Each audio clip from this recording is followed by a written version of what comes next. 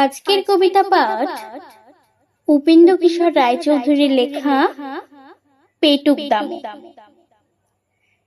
তিনটে কলা পেয়ে দামু, মনটা কেমন করে, গন্ডা দশে খুলে তবে পেটটা তাহার ভরে।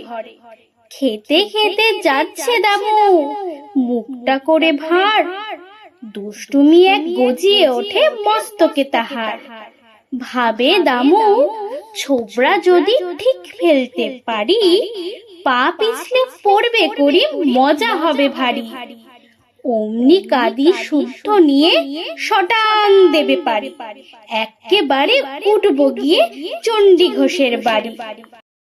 এই না ভেবে এসে দামু পেছন দিক হতে, চুপি চুপি হাত বাড়িয়ে ছোবড়া ফেলে পথে। আর কোথা যায়, একখানি পা যেই পড়েছে তাই, পিছলে গিয়ে অমনি করে পড়ল দামুর গায়ে।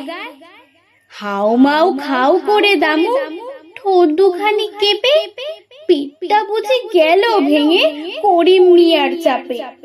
পেটের চেয়েও পিঠের জ্বালা দামু কেঁদে সারা, তার প্রতিফল পায় কেমন কাজটি করে যারা।